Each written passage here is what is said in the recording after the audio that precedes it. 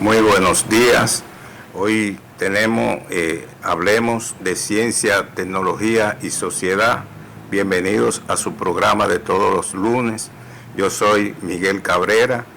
Hoy tenemos un invitado que es de lujo. Vamos a conversar con Dennis Small. Es decir, él va a analizar los conflictos mundiales actuales y sus posibles soluciones. Ese va a ser el tema de hoy con Dennis Small. Por eso hemos preparado este programa que es muy actualizado porque trata de temas que se están dilucidando en los momentos que vivimos de gran tensión mundial por los hechos que a partir del sábado están sucediendo en cuanto a la intervención, es decir, el ataque que hizo Irán a Israel. Entonces tenemos a Dennis Small, quien va a analizar esa situación que se está dando a nivel mundial. Dennis Small es un experto en asuntos de geopolítica, él es estadounidense y tiene todo una trayectoria de trabajo, dando conferencias, es coautor de varios libros, como uno que nosotros debemos de leerlo porque se titula La integración iberoamericana, entre otros libros. Ha dado varias conferencias a nivel internacional y hoy lo tenemos como un invitado especial de este programa. Bienvenidos a este programa y esperamos que ustedes, los televidentes, tengan una buena visión y una buena, ya que se formen una idea clara de la situación que se está viviendo en el mundo. Bienvenido, Dennis Small. Bueno, muchas gracias, Miguel. Me da mucho gusto poder estar con ustedes para charlar y analizar y actuar sobre la situación estratégica internacional. Sí, aquí se está dando una situación que nosotros primero que hacemos que nos preguntamos qué es lo que hay en el mundo, porque se predijo y de acuerdo a las concesiones que había con aquel enfoque que hizo Fukuyama, con el fin de la historia y el último hombre, con que esos conflictos ya iban a terminar con la caída de lo que fue el muro de Berlín y ya otra situación que se iba a crear donde no había necesidad, porque ya el mundo liberal, es decir, la democracia liberal había triunfado, pero nos sorprende, Dennis, la situación que se vive en el mundo, una situación difícil actualmente, pero nosotros queremos saber ahora cuáles son los principales conflictos, es decir, que se han generado y cuáles son las causas de esa guerra que se han ido desatando a nivel mundial. Bien.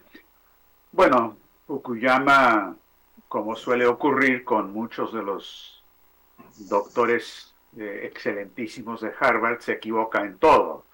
Es más, creo que les dan su PhD una vez que hayan cometido errores fundamentales en todos los aspectos. Eso es lo que es Harvard hoy día. No solo en economía, en filosofía, en todo.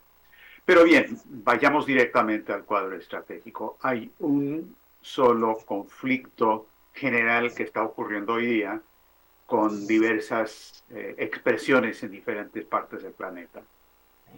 El conflicto es que el sistema financiero internacional del transatlántico, o sea, Wall Street, City de Londres, todo ese sistema, especialmente desde agosto de 1971, ha entrado a un periodo de desplome sistémico de todo el sistema. Es decir, tenemos un sistema basado en la especulación, donde se reduce la producción física y se saquea a las economías físicas del planeta para tratar de mantener a flote una burbuja especulativa que nosotros calculamos hoy día está en 2.000 billones de dólares. Ahora, mientras están tratando de hacer los cálculos y calcularlo en los dedos, les digo nada más que 2.000 billones es un 2 seguido de 15 ceros.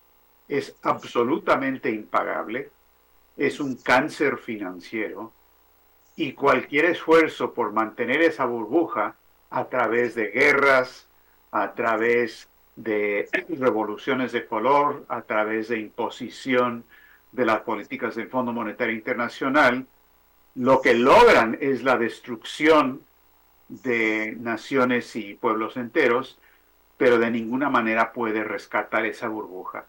Este sistema se acabó, no funciona, se está desplomando, y la única cuestión es si las diferentes naciones soberanas del planeta lograrán formar una alternativa, un nuevo orden económico internacional o una nueva arquitectura de seguridad y desarrollo, como lo ha planteado la fundadora del Instituto Schiller, Helga Sepp-LaRouche, para reemplazar ese sistema caduco. Ahora, afortunadamente, tenemos no solamente las iniciativas de China, con la iniciativa de la Franja y la Ruta, sino ahora un proceso mucho más amplio, que es el proceso de los países BRICS, que en agosto del año pasado aumentaron de 5 a 10 miembros. Antes era Brasil, Rusia, India, China, Sudáfrica, pero ahora lo han ampliado y son otras 4 o 5 naciones, y hay una veintena de países que han indicado que se quieren sumar a ese proceso. Lo importante aquí no es que sea simplemente una agrupación contraria a Wall Street, eso es importante, pero lo fundamental es que se está planteando una solución positiva, es decir, proyectos de desarrollo, de infraestructura, de industria, de agricultura, de desarrollo de la fuerza laboral, en base al desarrollo de la economía física con motor en la ciencia y la tecnología. Esa orientación coincide totalmente con la que siempre planteó por 50 años Lyndon LaRouche, el fundador de nuestra agrupación política y filosófica, el movimiento LaRouche, y es esa disputa, esa pelea en este momento entre, por un lado, un sistema que ya no tiene futuro y que está destruyendo al planeta, especialmente a través de varias guerras, incluyendo la posibilidad de una guerra termonuclear, versus una alternativa que se está empezando a gestar. Para mí, una de las cuestiones decisivas es si podemos lograr que tanto Estados Unidos como Europa, que regresemos, porque yo vivo cerca de Washington, soy norteamericano de nacimiento, que regresemos a lo que fueran las direcciones iniciales de Estados Unidos, con Washington, con Lincoln, con Franklin Roosevelt, y sumarnos al esfuerzo de los BRICS, en vez de seguir funcionando simplemente como el aparato militar de Wall Street y de la City de Londres.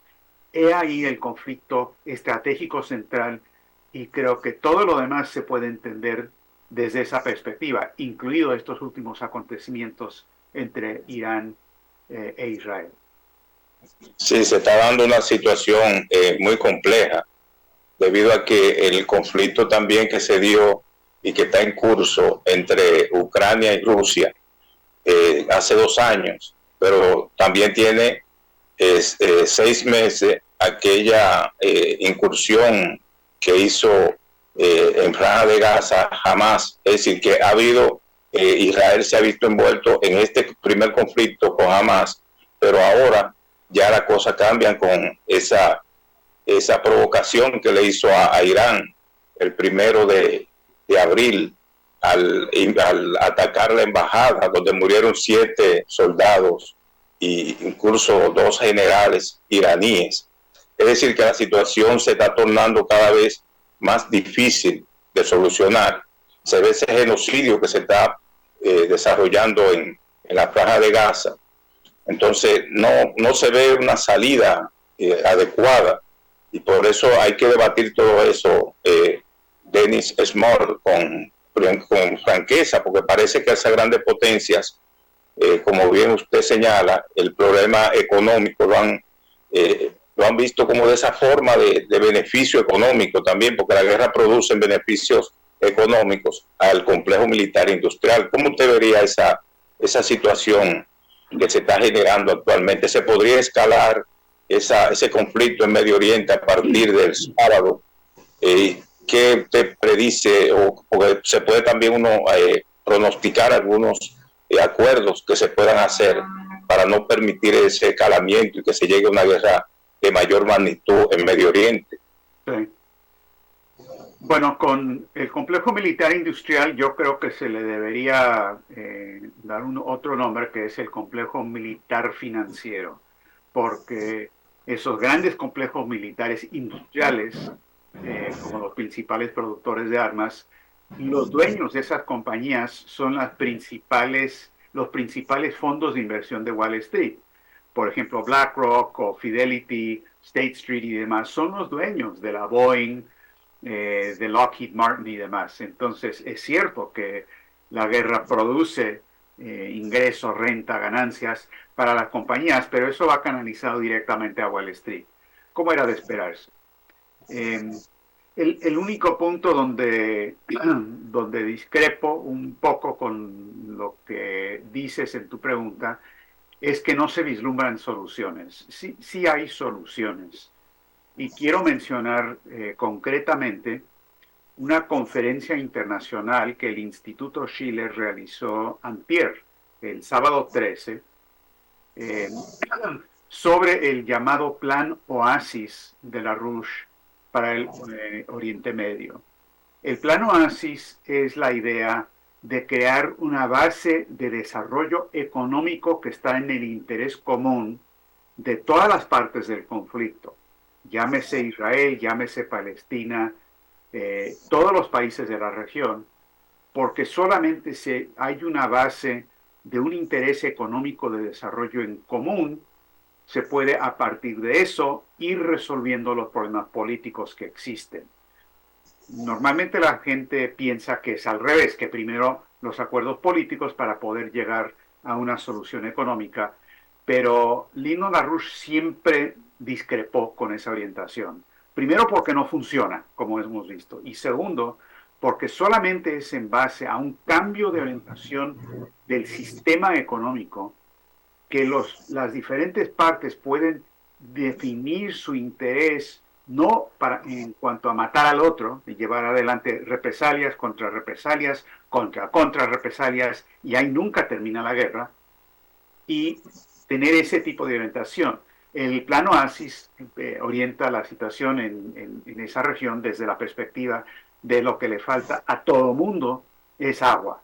Por supuesto, Israel le ha estado robando la poca agua que existe a los palestinos. Por supuesto, hay 50, 60, 70 años de genocidio que se ha realizado no solamente en Gaza, sino en general en contra de los palestinos.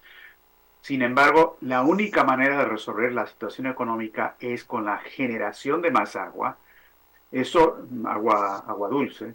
Hay varios proyectos de un canal del Mediterráneo al Mar Muerto, por ejemplo, que con la desalación de agua con plantas nucleares puede ir creando las condiciones para una industrialización de la región. Ahora, el ejemplo histórico que hay que ver para respaldar esta orientación es lo que ocurrió con la Paz de Westfalia en el siglo XVII en Europa, donde católicos y protestantes se estaban matando por 30 años, una guerra parecida a la que ocurre hoy en el Oriente Medio en ese sentido, pero afortunadamente un pequeño grupo de dirigentes de los dos lados decidieron que esto no podía seguir así o todos iban a morir y no iba a haber ningún ganador, todos iban a perder. Y la paz de Westfalia se establece en la idea del respeto de la soberanía nacional, el desarrollo común de la región y dejar todos los horrores del pasado en la memoria, pero sin buscar represalias. Buscar más bien el bien común, el interés común. Ahora, creo que esta orientación es fundamental, es la orientación que debe haber a nivel internacional también con el sistema económico. Concretamente, ante tu pregunta de cómo nos deja esta situación actual con Irán e Israel, mira, es un poco curioso, ¿verdad? Porque pareciera que todos los medios de comunicación son absolutamente creyentes en la doctrina de Fukuyama de que se acabó la historia. En el caso de Ucrania, según ellos, la historia empieza solamente cuando empieza la operación militar especial de Rusia.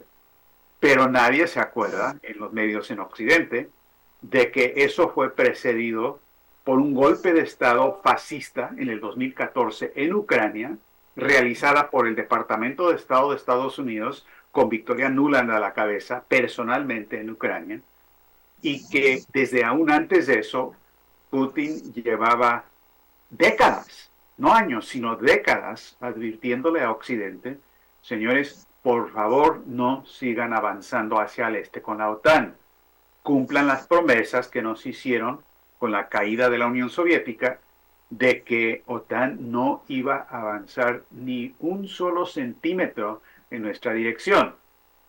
Ahora, claro, los señores de la OTAN y de Washington en particular fueron las promesas que James Baker comunicó a los soviéticos en ese entonces, pues dijeron la verdad, porque no avanzó un centímetro, avanzó 1000 kilómetros en 6 ocasiones diferentes, con nuevos países incorporados a la OTAN. Y por supuesto, tal y como estuvo advirtiendo una y otra vez Putin, eso llegó hasta la cocina de Rusia.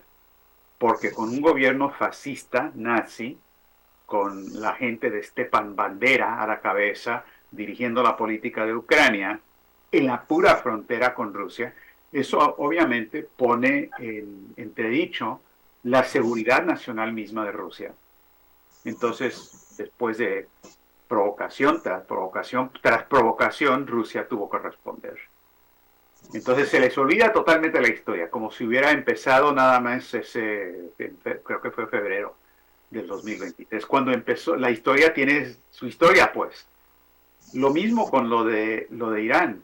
Yo estuve leyendo los diarios aquí en Estados Unidos, también los europeos están diciendo que todo empezó con el ataque de Irán a Israel. Casi no se hace mención del hecho de que Israel, el 1 de abril, como bien dijiste, atacó el consulado de Irán en Damasco, en Siria. Un ataque en contra de lo que es un santuario diplomático donde la Convención de Viena prohíbe la entrada, ni hablar de un ataque, a una centro diplomático de otro país. Entonces, una violación total, un poco así como lo que pasó con Ecuador, la invasión a la Embajada de México, guardando las diferencias, obviamente, que en el caso de Irán fue una provocación intencional. Y todo eso también tiene su historia.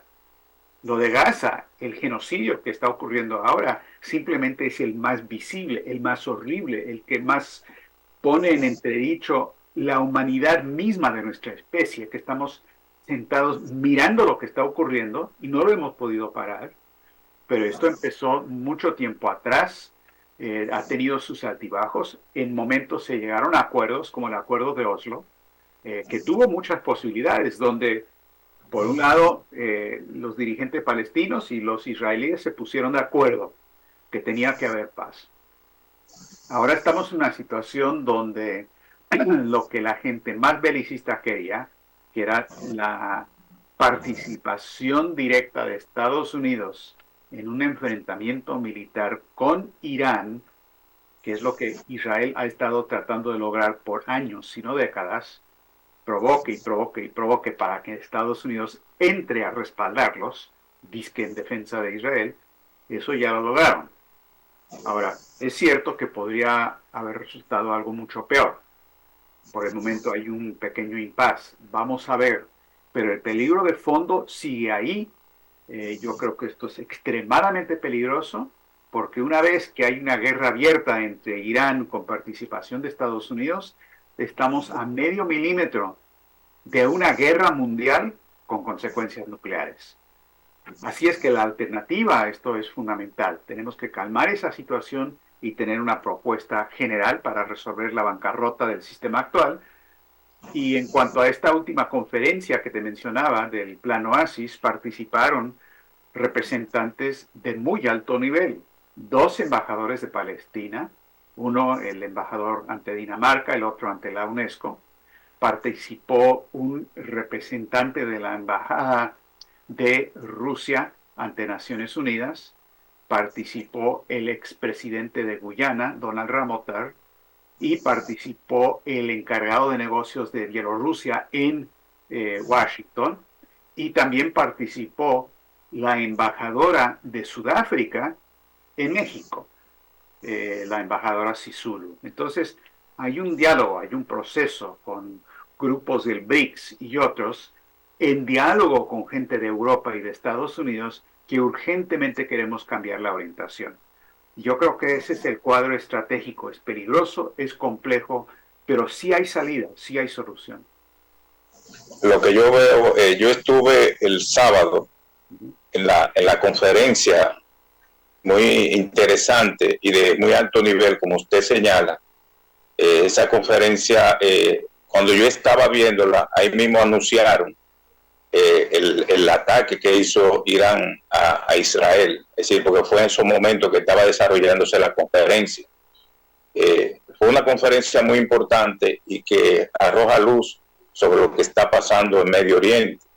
Sin embargo, lo que se pregunta la mayoría de la humanidad, en sentido general, es ¿en qué está la ONU? Es decir, ¿para qué se creó la ONU? Porque supuestamente, y eso es lo que consignan en su documento, las Naciones Unidas, la Organización de las Naciones Unidas, se creó para eso, para conciliar y para crear acuerdos entre los países y que no hayan esas guerras tan destructivas y tan... porque ellos han condenado la masacre que está cometiendo Israel en Gaza.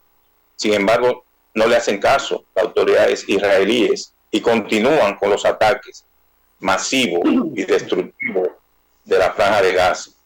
Entonces yo le preguntaría, porque cuando yo y todo el mundo y el mundo entero está a la expectativa de qué va a hacer las Naciones Unidas, es decir, qué va a resolver en este sentido, porque ¿qué no le hacen caso? Es decir, no hay una respuesta positiva a las recomendaciones que hacen las Naciones Unidas. En ese sentido, las Naciones Unidas ha perdido autoridad.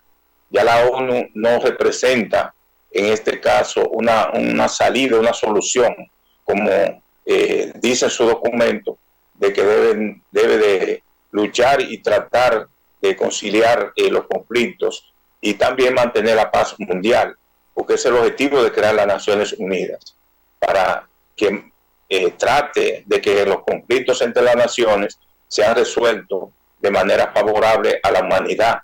Si esos derramamientos de sangre que existían antes, esas guerras de exterminio no sucedan. Ahora yo le pregunto, ¿qué ha pasado con las Naciones Unidas? Que no está desempeñando o no se le está haciendo caso a sus recomendaciones. Se ha perdido autoridad las Naciones Unidas en estos conflictos. Bueno, yo creo que uno de los objetivos militares de Londres y Washington en estas guerras son todas las instituciones internacionales que han funcionado hasta ahora, después de la Segunda Guerra Mundial, como los vehículos para la expresión del interés común de la humanidad. Dicho de otra manera, Washington está tratando de desbaratar a las Naciones Unidas. Toda la doctrina que viene de los neoconservadores, la doctrina Wolfowitz, y de gente como Fukuyama, de Huntington, del plan Bernard Lewis, porque la gente piensa que Huntington es el que originó la idea del choque de civilizaciones. No, él es otro de esos profesorcitos PhD de Harvard. El que verdaderamente diseñó la estrategia fue un británico de nombre Bernard Lewis, de la inteligencia británica del periodo de la Segunda Guerra Mundial, militar, etcétera, que luego fue a los Estados Unidos, a Princeton, y armó todo un equipo de estudio para ver cómo podían fomentar intencionalmente el conflicto religioso en diferentes partes del mundo, específicamente el Oriente Medio. Ahora, con la cuestión del orden basado en reglas que se ha establecido supuestamente, es para reemplazar las instituciones que salieron de la Segunda Guerra Mundial y todo lo que se estableció en el Tribunal de Nuremberg y lo que era la idea de Naciones Unidas y en particular el Consejo de Seguridad, que daba, si había un voto unánime, era algo vinculante, obligatorio para las naciones del planeta. Ahora Washington y Londres están diciendo, no, aquí mandamos nosotros. Aquí no hay ley, no hay derecho internacional. Está la ley de la selva, es la ley del más fuerte. Aquí la filosofía es la de Hobbes, el famoso filósofo británico que escribió la obra Leviatán, que presentó la idea de que como todos los hombres se pelean constantemente los unos con los otros, se requiere un superdictador para poner todo en orden. Claro, aquí gente como Bernard Lewis lo que hacen es que garantiza que todos los hombres se peleen los unos con los otros, ¿verdad? Y luego es la idea de una dictadura mundial a través de un sistema unipolar financiero más que nada, porque es a través de ese dólar de la City de Londres que se domina el sistema económico e imponen lo que ellos dicen que tienen que hacer. Una de las primeras víctimas en esto, tan importante como lo que está pasando en Ucrania, tan importante como lo que pasa en Gaza, es que se están destruyendo las instituciones internacionales a través de las cuales, mal que bien, la humanidad ha podido manejarse en estas últimas décadas. El hecho de que Estados Unidos hizo uso de su veto muchísimas veces para que el Consejo de Seguridad de la ONU no tomara cartas en el asunto de Gaza, fue un paso en la dirección de destruir el propósito de Naciones Unidas. Pero quizás más sofisticado y sutil todavía es este último voto, cuando Estados Unidos se abstuvo, por lo tanto se aprueba la resolución exigiendo un cese al fuego inmediato y ayuda humanitaria, y luego Estados Unidos da media vuelta y dice, ah, no, ese voto no es obligatorio, no es vinculante. Los otros sí, pero este no. O sea, es simplemente con la mayor hipocresía imaginable destrozar lo que es una institución fundamental. Entonces yo creo que ese es uno de los objetivos aquí.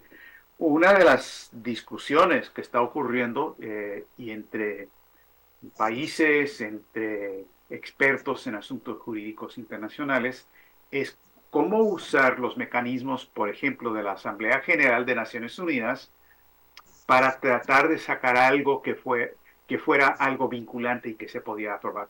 De todas maneras, lo que está ocurriendo es que hay un aislamiento total a estas alturas de Israel con pocos aliados, Alemania, Estados Unidos, Reino Unido y otros, con lo que está pasando. De la misma manera, las resoluciones de la Corte Internacional de Justicia, es muy importante aclarar dos cosas aquí. Hay generalmente una confusión entre la Corte Internacional de Justicia y la Corte Criminal Internacional, que no es lo mismo. La Corte Internacional de Justicia es la Corte para naciones, no es un tribunal criminal donde se le puede acusar a alguien de haber hecho algo. Pero la Corte Internacional de Justicia es la Corte Suprema del mundo, supuestamente, donde las decisiones que se toman son vinculantes, pero lo que pasa es que la Corte no tiene los mecanismos para ejecutar o imponer sus decisiones. Eso los traslada al Consejo de Seguridad de Naciones Unidas. Y ahí tenemos el problema que indicaste. Entonces, la Corte Internacional de Justicia, creo que fue el 26 de enero de este año, emitió una orden donde dice que hay plausiblemente genocidio que se está realizando en Gaza y instruye, da órdenes a Israel, a los países que le suministran armas, a todos, a que dejen de llevar adelante los actos que pueden ser conducentes al genocidio. ¿Cuál es la reacción de Israel? Hacen caso omiso, no les importa. Lo mismo Estados Unidos, lo mismo Alemania y los otros. Con lo que hemos hecho que esos países sean sujetos apropiados de un nuevo tribunal de Nuremberg, por lo que está pasando. Porque la pauta ahí es que se sabía o se debería haber sabido del genocidio. En el caso de Gaza, nadie lo puede negar.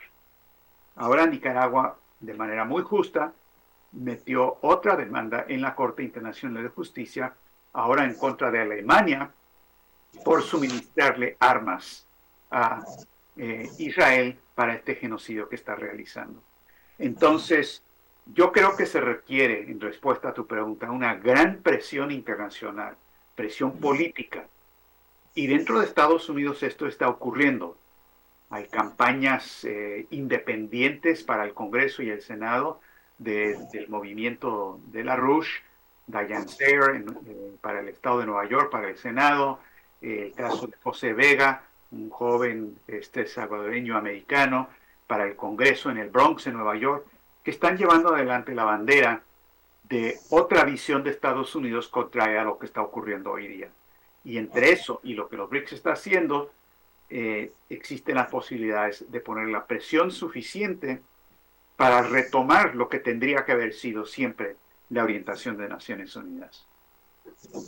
¿Cuáles recomendaciones usted podría señalar o darle a los latinoamericanos para que contribuyan a esa lucha por la paz?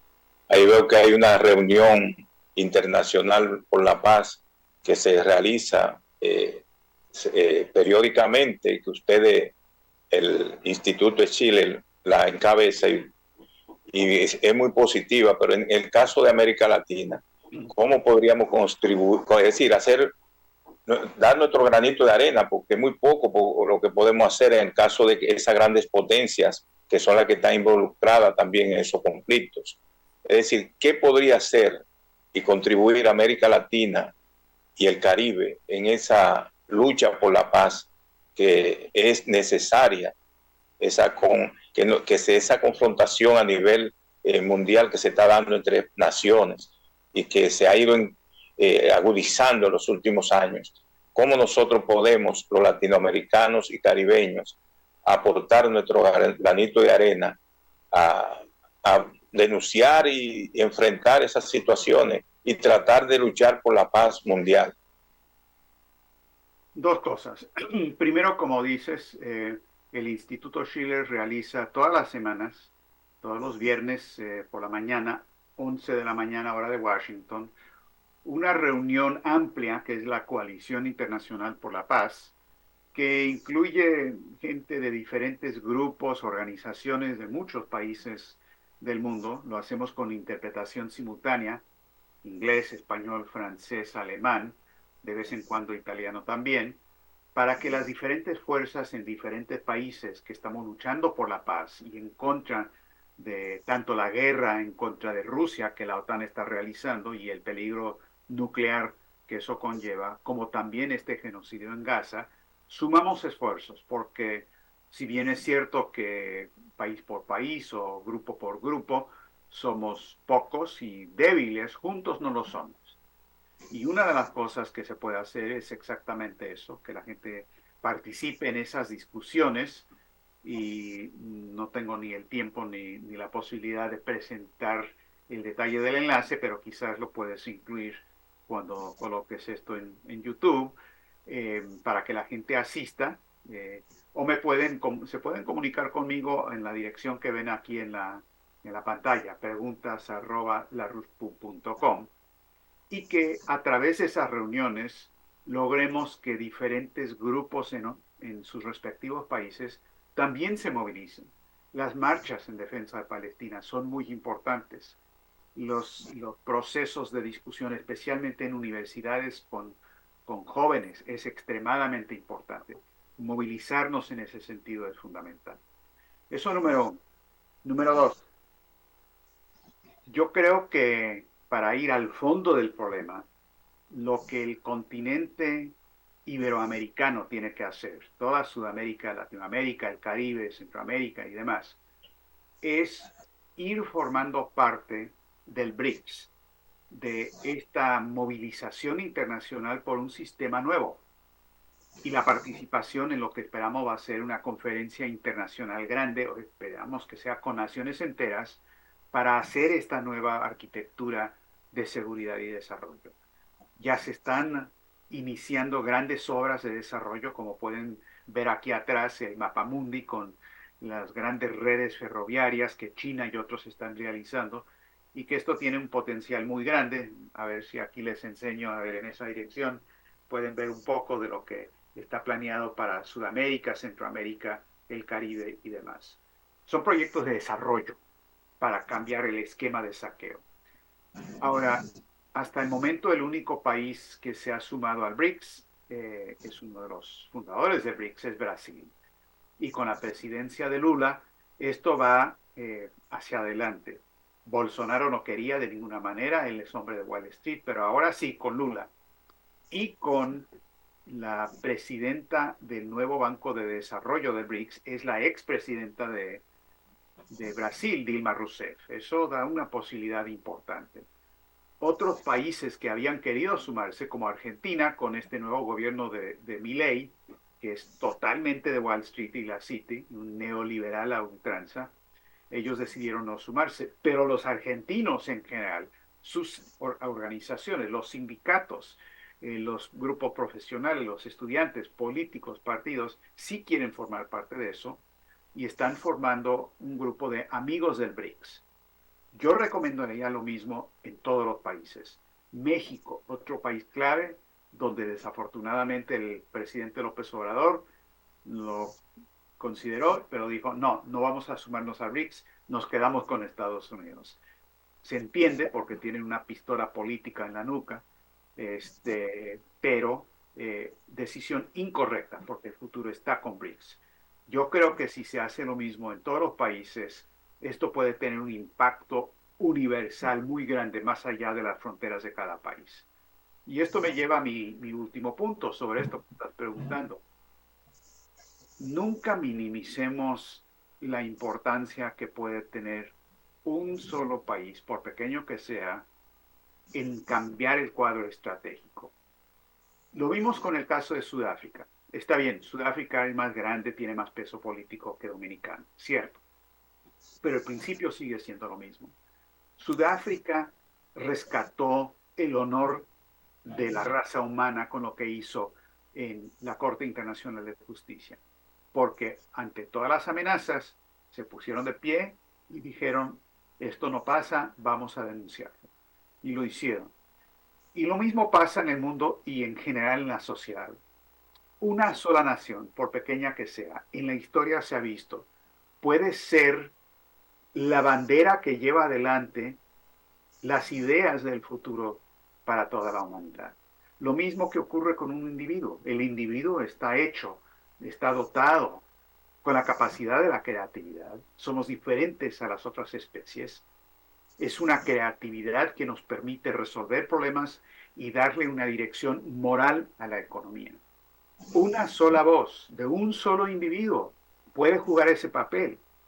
Puede ser un Martin Luther King, puede ser un Nelson Mandela, puede ser un Gandhi, y así por el estilo. Entonces, no minimicemos la importancia de una sola voz, aunque sea la de un país o de un individuo, si es una voz clara de movilización y que le da y le plantea una solución real a los problemas que está viviendo la humanidad. La gente busca y necesita ese tipo de líderes, y trabajando juntos, como lo propone el Instituto Schiller, creo que podemos hacer que eso avance en todo el planeta.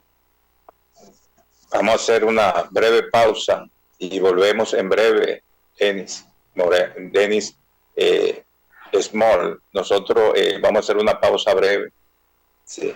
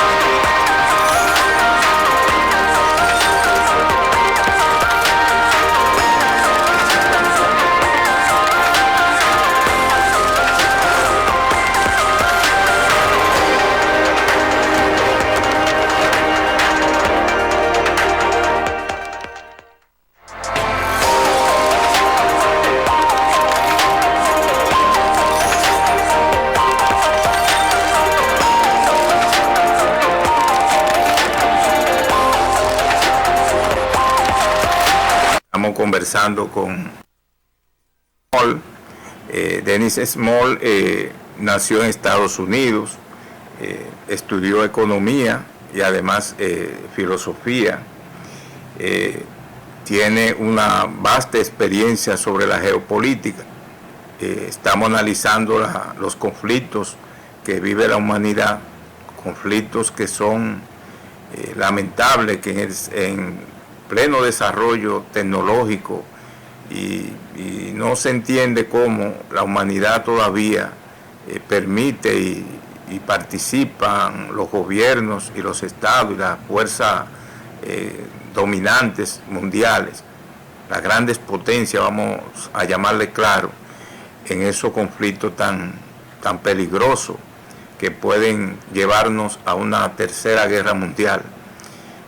Dennis Small está analizando esa situación y tiene en este sentido un enfoque, porque él participa y es uno de los que dirige el Instituto Schiller, y también, además de eso, él es que modera la reunión de la Coalición Internacional por la Paz, que todos los viernes hace una actividad y un encuentro donde participan todas las fuerzas a nivel mundial y expresan sus ideas.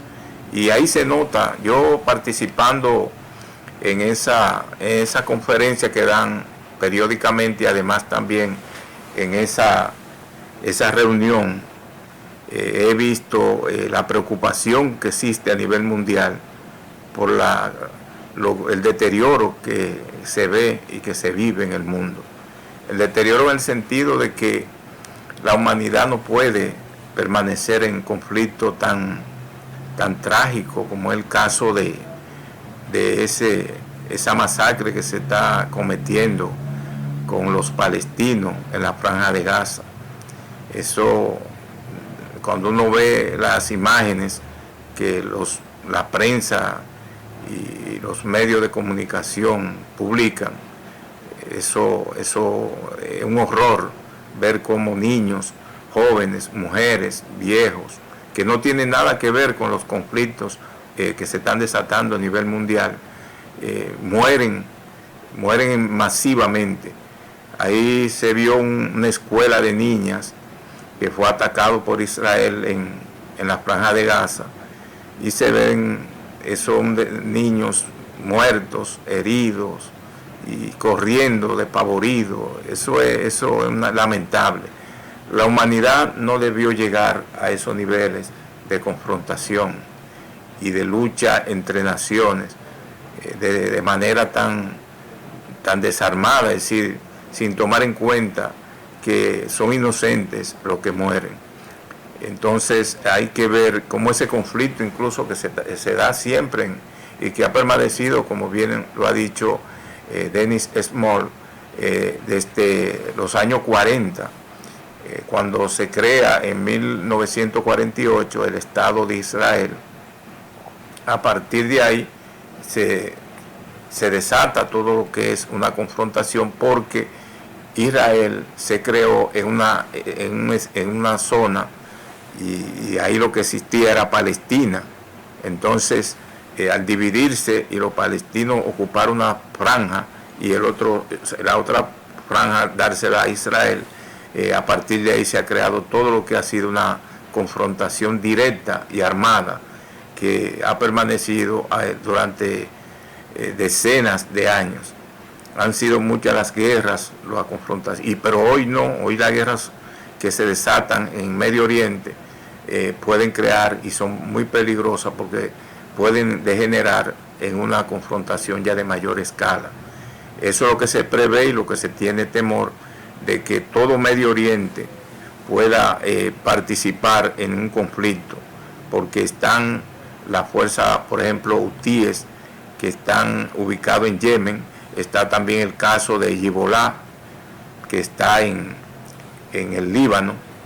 Y es decir, que Israel tiene toda una situación ahí de confrontación con todas esas fuerzas, con Hamas y con esos grupos. Y ahora la situación se pone más peligrosa porque interviene Irán.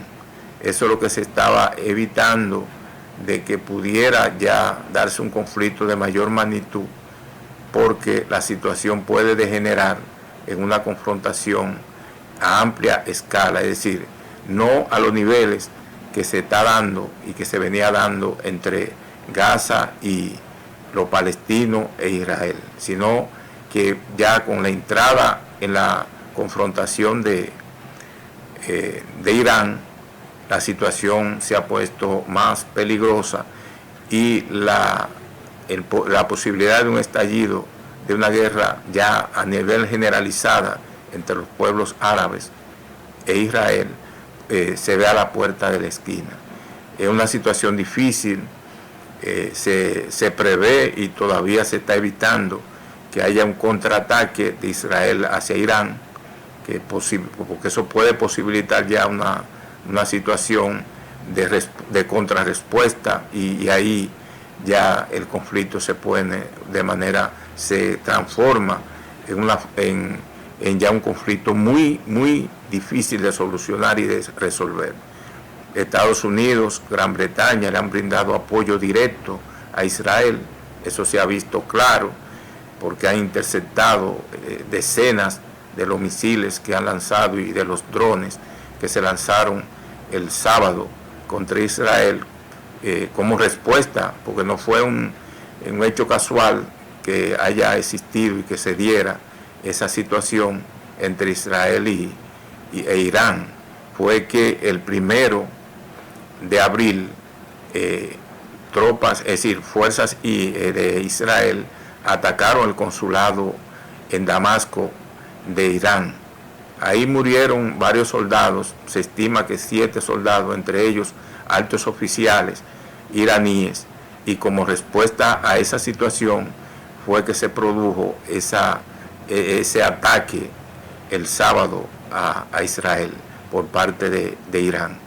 Esa es una situación muy difícil y se suma a otro conflicto que también es muy peligroso, que es la situación que se está librando, la guerra, que ya tiene 2 años, y parecería que eso iba a durar meses, pero con el involucramiento de la OTAN apoyando a Ucrania, ya Rusia y Ucrania tienen 2 años en combate y en guerra, una guerra también muy peligrosa y destructiva, porque se trata ya no de una lucha entre Rusia y Ucrania, sino entre Rusia y los países de la OTAN, que son las grandes potencias occidentales. Es una situación que vive el mundo sumamente difícil y compleja, y no se ha podido buscar una salida adecuada, un cese al fuego que permita que se vaya recomponiendo las fuerzas y que a través de un diálogo se termine con esa lucha y esa confrontación en Europa. Europa y Medio Oriente ahora mismo son el eje central de la preocupación mundial. Naciones Unidas ha tratado y ha hecho el esfuerzo por el caso de la Franja de Gaza de intervenir, y se han dado varias resoluciones para solucionar y llegar a acuerdos, un cese al fuego, pero en este cese al fuego que se solicita a través de la ONU, Israel no le ha hecho caso, y no le ha hecho caso a ningún país que ha tratado de darle consejo de que ya esa confrontación no se siga dando, porque además no es una guerra, es un genocidio, es una matanza masiva de palestinos lo que se ve en la Franja de Gaza. Se ve como un exterminio de los palestinos por parte de Israel. Entonces ahora la situación se pone muy difícil, y la proximidad de una guerra termonuclear, que eso ahí es que se está evitando, se aproxima cada día más, cuando ya la lucha se da en otros niveles. Se da en el nivel donde hay un involucramiento de potencias como Estados Unidos y Gran Bretaña. En este caso ya a partir del sábado intervinieron y todas sus tropas y su fuerza aérea fue movilizada para interceptar y tratar de destruir esos aviones, esos cohetes y esos aviones tuvieron una efectividad muy grande en el plano de lo que fue y lo que es el conflicto que se está dando ahora entre Israel e Irán. Small ya lo tenemos aquí de nuevo y vamos a seguir con su análisis muy interesante. Usted estaba expresando la situación que se puede dar en el caso de América Latina, de cómo nosotros como parte también de la humanidad, de esta parte del mundo, podemos también contribuir a que no hayan esas guerras y que usted dice que con la movilización en las calles de las fuerzas políticas sociales de América Latina y el Caribe, se pueden pues, sea contribuir a que esos conflictos, por lo menos, se vea que hay fuerzas en el mundo que se oponen a esa guerra. El Instituto de Chile y esa reunión de la Coalición Internacional por la Paz están haciendo una labor importante. Pero es bueno que usted, en este caso, detalle bien cuáles son las próximas actividades que ustedes van a desarrollar en favor de la paz mundial. Sí, bueno, gracias, Miguel. Y nada más para aclarar lo que mencioné en el mensaje. Desafortunadamente me quedan unos 5 minutos nada más, porque tengo otra entrevista citada a las 12 acá. Pero sí, con gusto. No solamente ir a la calle a protestar. Eso es importante porque estamos ante un genocidio y no podemos dejar que siga ocurriendo. Pero especialmente para movilizarnos a favor de una solución programática a lo que está causando las guerras en Oriente Medio, en Ucrania y en otros lados, porque también hay un intento de extender la OTAN al Pacífico con la visita de los jefes de Estado de Japón y de Filipinas a Washington y las discusiones con el presidente Biden. Se acordó que iba a haber una expansión, en efecto, de la OTAN a esa región para tener una confrontación con China en torno a Taiwán, extremadamente peligroso. Pero también la OTAN se está extendiendo a las Américas, al sur, a Sudamérica. La visita de la generala Laura Richardson del Comando Sur de Estados Unidos a Argentina y luego a Guyana es con la idea de prevenir cualquier participación de China en el desarrollo económico del continente. Y piensan que ellos piensan que hay que incorporar a toda Sudamérica a la OTAN. Entonces, la solución, la alternativa a todo eso, no meramente una protesta, sino discutir y elaborar los detalles de lo que sería una alternativa económica a la situación actual, una nueva arquitectura de desarrollo y de seguridad es absolutamente fundamental. Y es una de las cosas que estaremos haciendo en la reunión de la Coalición Internacional por la Paz, tratando de ampliar y buscar en otros países, discusiones en grupos de peritos, en universidades, en sindicatos, tener las discusiones necesarias para que se vaya conociendo y educando a la gente para una solución que elimine la causa de la guerra, no simplemente responder a los efectos, que son terribles, pero la causa, que es el desplome económico de un sistema que ya no puede seguir coexistiendo con la humanidad. O sobrevive el sistema con los 2.000 billones de dólares de cáncer especulativo, o sobrevive la especie humana, una de dos. Y la alternativa a eso es algo que se tiene que elaborar, discutir, organizar y presentar a nivel internacional. Entonces los invito a todos a que participen en ese proceso de deliberación, de evaluación y ver cuáles son las alternativas. Afortunadamente, como mencionaba antes, el señor Lyndon LaRouche, que falleció en el 2019, por 50 años estuvo produciendo ideas fundamentales y libros y escritos y propuestas y viajes a todo el mundo para hablar de exactamente las soluciones requeridas ante este sistema genocida del Fondo Monetario. El señor LaRouche fue un enemigo tan feroz de Wall Street que lo encarcelaron por 5 años por crímenes que jamás cometió y ellos lo sabían, pero de la misma manera en que ha ocurrido con otros presos políticos. Bueno, muchas gracias. Fundamentales, hay que defenderlas. Sí, muchas gracias por su participación. Entonces, en otro momento lo vamos a invitar. Sí, muchas gracias. Muchas gracias a ustedes. Hasta luego. Sí, gracias. Sí. Bueno, ha sido el programa con Dennis Small. Estamos analizando la situación y las guerras que se están dando y sus posibles soluciones, cuáles son las propuestas de solución que hay. Muchas gracias. Será hasta el próximo lunes con Hablemos de Ciencia, Tecnología y Sociedad con Miguel Cabrera. Muchas gracias.